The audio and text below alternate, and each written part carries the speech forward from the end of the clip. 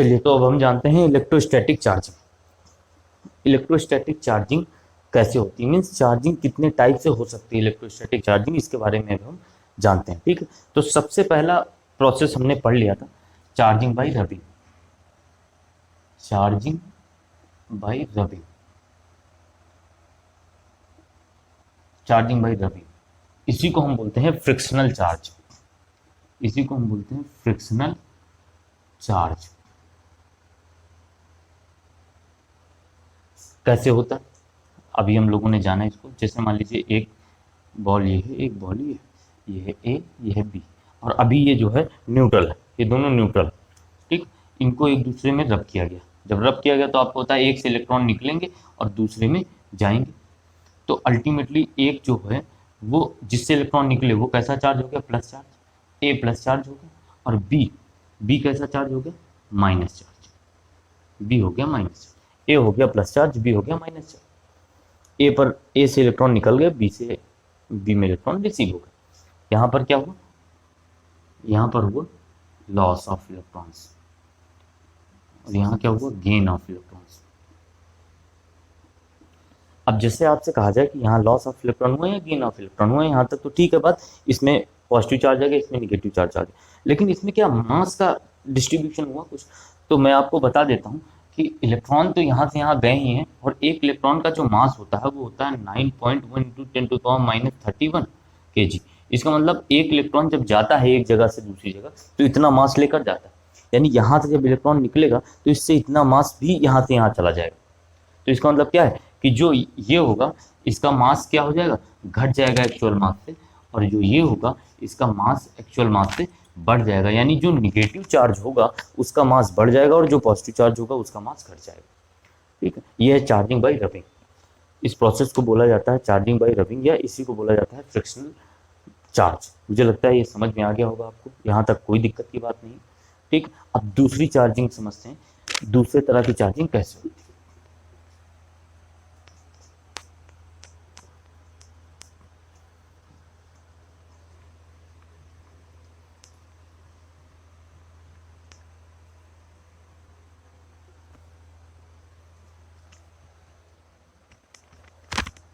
दूसरी है charging by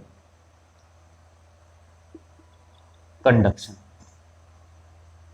charging by conduction, conduction के कारण चार्जिंग।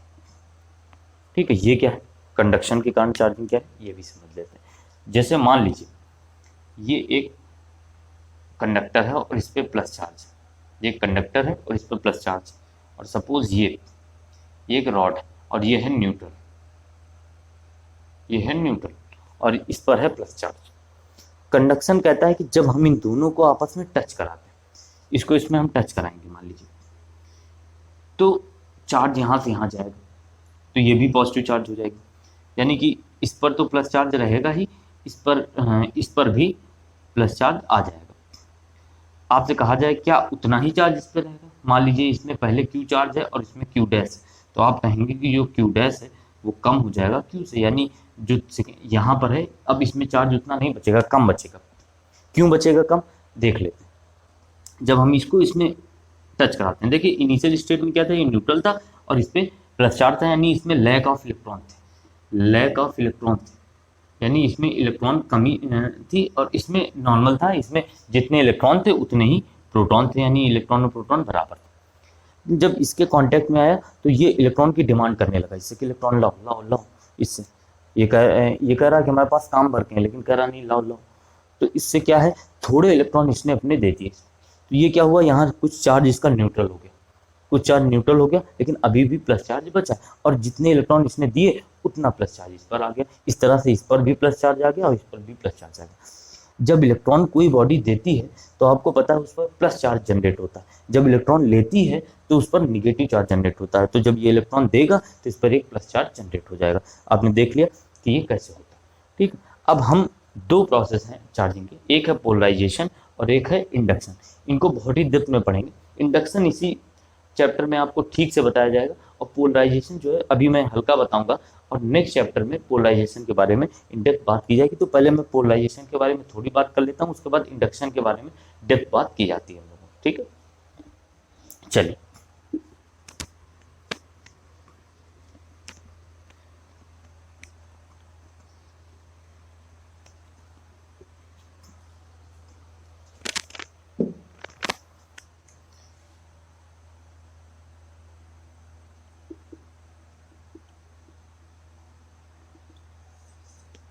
Charging by polarisation.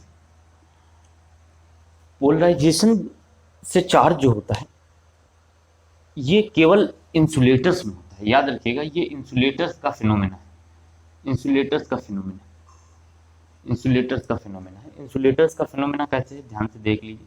जैसे मान लीजिए कोई एक चार्ज प्लेट है, ये चार्ज प्लेट है और मान लीजिए ये प्लस चार्ज, इसमें प्लस चार्ज इसमें डिस्ट्रीब्यूट है पूरे सरफेस, और इसके बगल में हम कोई एक इंसुलेटर लेकर आते हैं, कोई एक इंसुलेटर लेकर आते हैं, ये एक इंसुलेटर है मान लीजिए।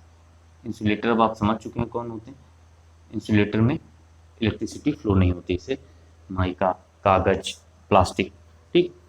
तो आपको पता है जब ये इसके बगल में जाएगा तो ये पॉजिटिव चार्ज है, इसका निगेटिव चार्ज, अभी ये न्यूट्रल है लेकिन इसका निगेटिव चार्ज इधर जो है खींचेगा, खींचेगा निगेटिव चार्ज। तो ये जैसे मान लीजिए स्टार्टिंग में ऐसे रखा हुआ था, तो ये जो है पॉजिटिव निगेटिव ऐसे हो जाएगा, यहाँ निगेटिव यहाँ पॉजिटिव हो जाएगा।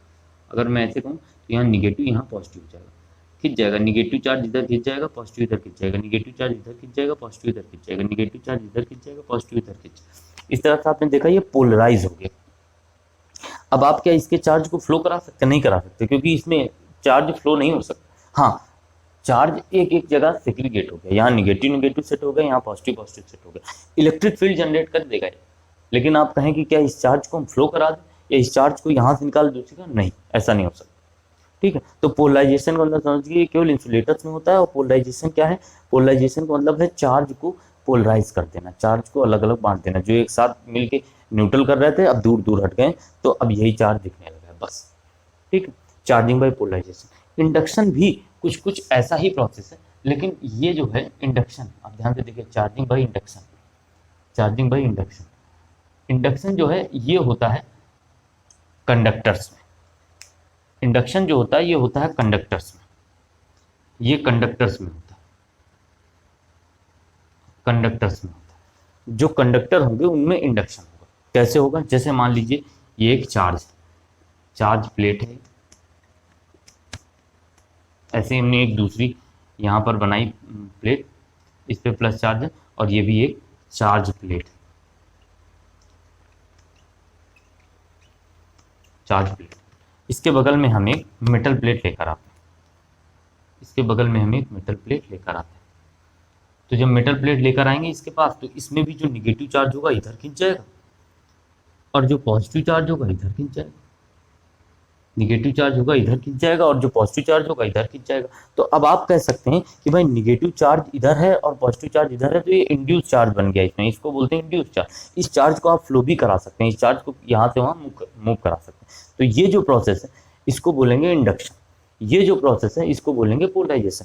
इसको हम डेप्थ में पढ़ते हैं और आगे और जानते हैं कि कैसे हम, क्योंकि अभी अगर हम इसको यहाँ से हटा लें, अभी इसको हम यहाँ से हटा लें तो फिर से चार्ज अपने मन से डिस्ट्रीब्यूट हो जाएगा और न्यूट्रल हो जाएगा।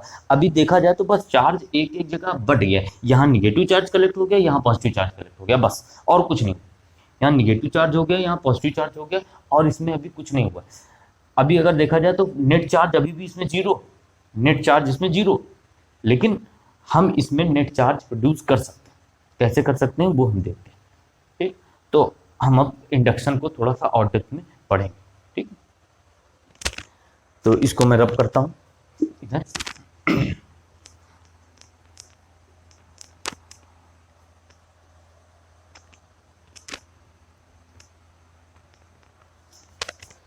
कैसे हम नेट चार्ज प्रोड्यूस करा सकते हैं? देखिए, जैसे मान लीजिए हमारे पास ये एक चार्ज रॉड है, अब मान लीजिए इस बार ये निगेटिवली चार्ज, निगेटिवली चार्ज, ठीक।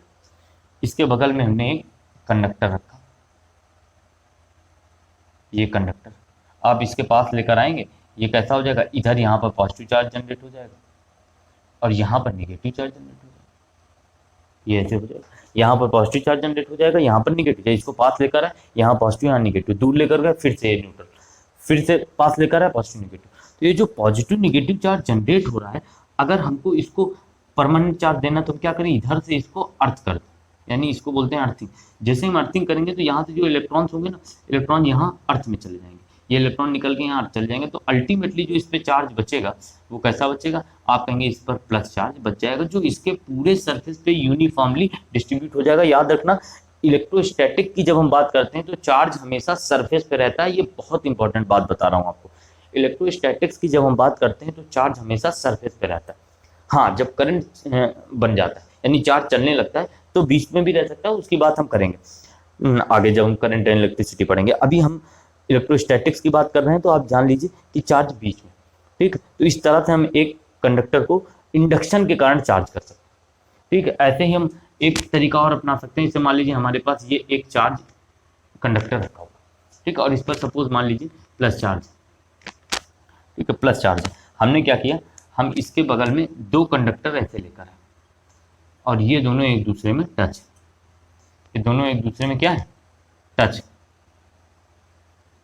तो आप कहेंगे जब ये पास आएगा तो यहाँ पर इस तरफ इसमें क्या हो जाएगा, निगेटिव चार्ज जनरेट हो जाएगा, और यहाँ पर इसमें देखो, इसमें कौन सा चार्ज जनरेट हो जाएगा, इधर पॉजिटिव, ठीक है। इस बार क्या होगा, यहाँ पर इस तरफ दोनों जुड़े हैं तो इलेक्ट्रॉन सारे इधर खींच जाएंगे, यहाँ पर निगेटिव चार्ज बन जाएगा और यहाँ पॉजिटिव चार्ज बन जाएगा। और जैसे ये बन जाए तो हम इनको धीमे से अलग अलग कर दें, इनको हम ऐसे ऐसे कर दें, तो ये क्या हो जाएगा, एक पर निगेटिव चार्ज बन के तैयार हो जाएगा और एक पर पॉजिटिव चार्ज बन के तैयार हो जाएगा। तो आप देख रहे हैं कि इस तरह से भी हम इनको चार्ज कर सकते हैं। इसको बोलते हैं चार्जिंग बाय इंडक्शन। मैंने आपको क्या बताया कि अब ये चार्ज इसके पूरे सरफेस पे यूनिफॉर्मली डिस्ट्रीब्यूट हो जाएगा, ठीक है। चार्ज will distribute uniformly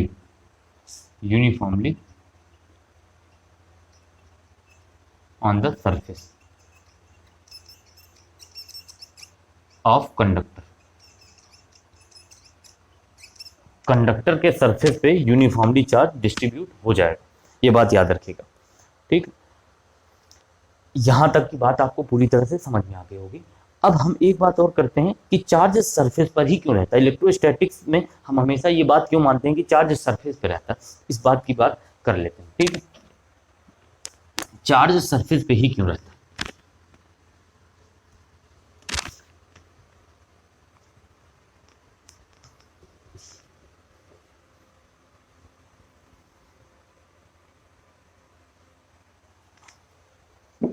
देखिए मान लीजिए ये है आपका एक कंडक्टर, ठीक, ये स्फेयर है, स्फेयर है।